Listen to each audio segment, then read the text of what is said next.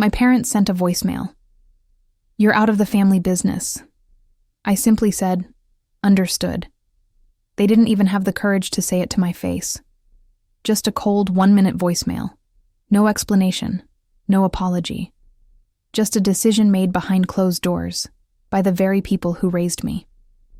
I had spent 16 years of my life building that business with them, skipping birthdays, canceling vacations, and staying up till 3 a.m. solving problems they didn't even know existed. And now I was being cut off like I was some intern who got too comfortable. Before we go further, if you've ever been betrayed by your own family or pushed aside after giving your all, this story is for you. Don't forget to subscribe, like, and share if you believe in silent comebacks and unexpected revenge. I didn't call them back.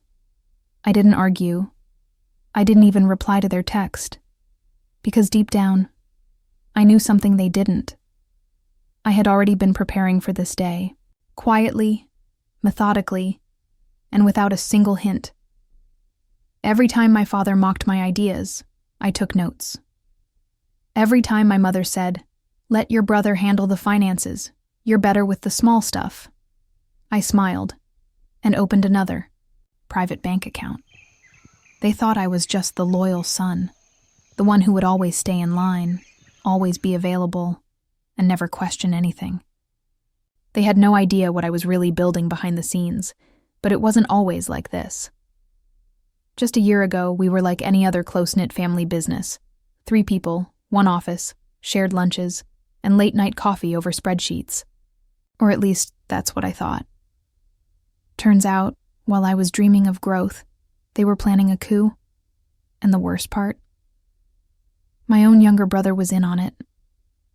This wasn't just a betrayal. This was war.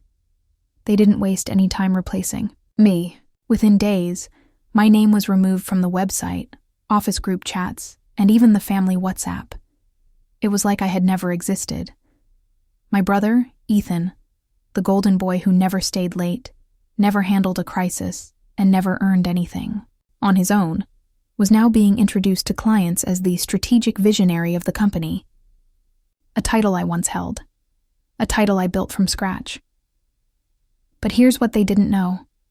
3 months before that voicemail, I quietly walked away from our shared systems.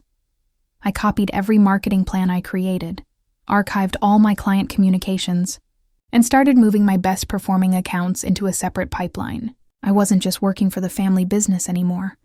I was building a new one, right under their noses. They assumed I'd be devastated, broken, desperate.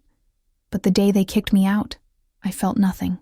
No panic, no anger, just clarity. Because finally they gave me permission to stop pretending. I didn't have to fake loyalty anymore.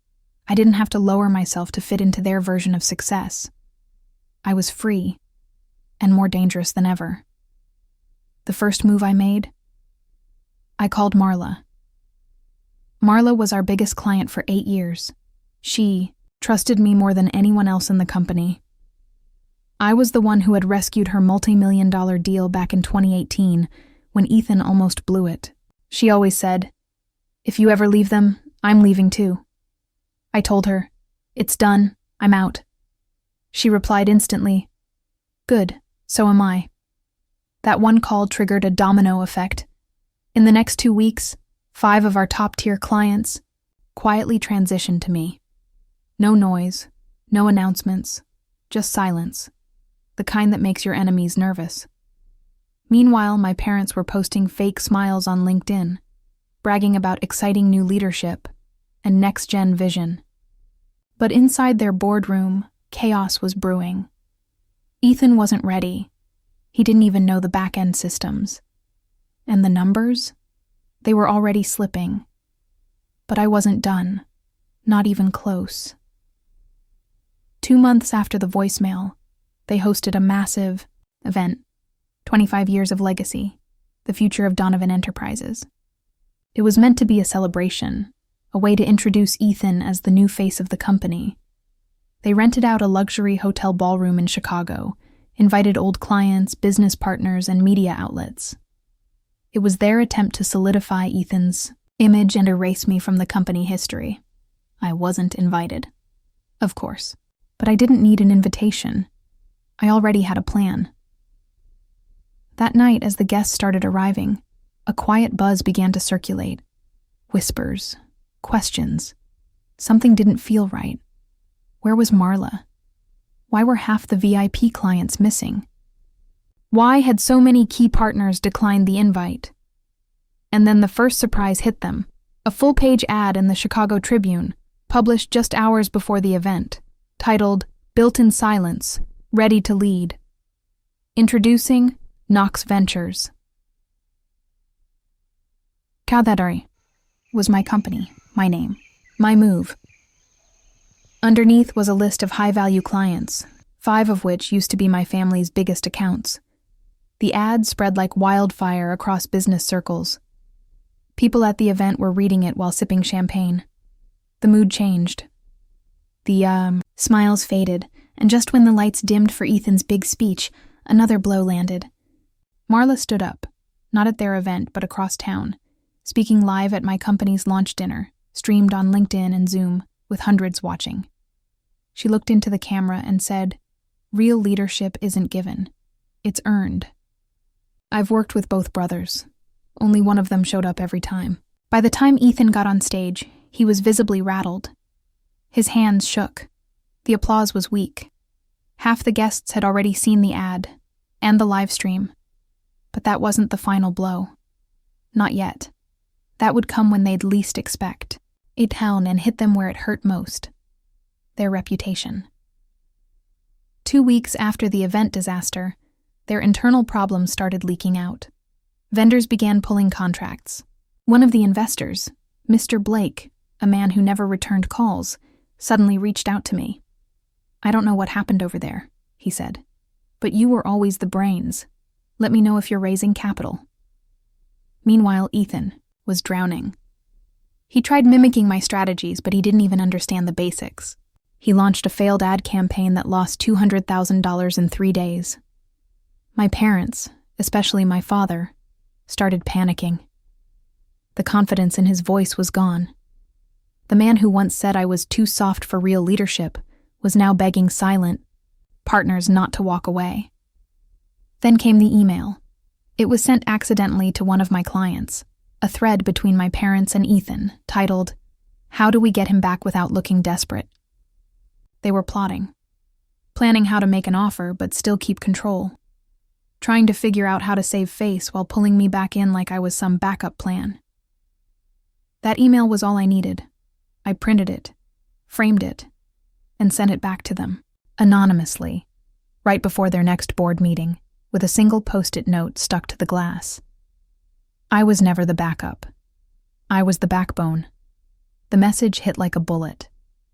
A week later, the company's name began trending on business forums, not for success but for collapse. Former employees started speaking out about mistreatment. Financial blogs picked up the story of the launch night humiliation. And clients? They kept calling me. Then my dad did something I never expected. He showed up. At my office. Alone. No press. No pride. No plan. He stood in my lobby like a stranger. "I made a mistake," he said. But I wasn't ready to reply just yet. I looked at him standing there, the man who once told me I was replaceable, now silent, humbled, and unsure. He didn't ask to come inside. He just stood there like he was waiting for permission. For the first time in my life, I saw fear in his eyes. Not the fear of losing money, the fear of losing me. I didn't say a word, just stared at him through the glass wall of my office. Behind me, my new team moved with energy, focus, loyalty. The kind of loyalty I had once offered him, until he threw it away. He finally spoke again, voice lower this time. "We can fix this. Bring the family back together. You've made your point. It's time." That's when I walked to the door, opened it, and said, "It's already fixed. You just aren't part of it anymore." I didn't slam the door. I didn't yell. I just turned and walked back to my desk. leaving him standing there surrounded by everything he thought I could never build. Later that evening, my phone buzzed with a text from Ethan. "You win, congrats." I didn't reply. Some things don't deserve closure, just distance. That night, I hosted a private dinner with my new partners and closest clients. No media, no speeches, just laughter, wine, and stories about how far we'd all come. At one point, Marla raised her glass and said, "To quiet storms and loud victories." Everyone toasted, and as I looked around the table, people who believed in me, trusted me, chose me, I finally realized the truth. I didn't lose a family, business. I escaped a family trap, and I didn't just get revenge, I built something they could never destroy. Thank you for being a part of this story with me. If it moved you, please give the video a thumbs up and consider subscribing to Revenge Stories. I've noticed many of you who enjoy these stories aren't subscribed yet by subscribing. You're not just following a channel. You're becoming part of a community that values deep, meaningful storytelling. Let's continue exploring these heartfelt journeys together. Don't forget to click the notification bell and give me your valuable suggestions about the video in the comment, so you won't miss our next story.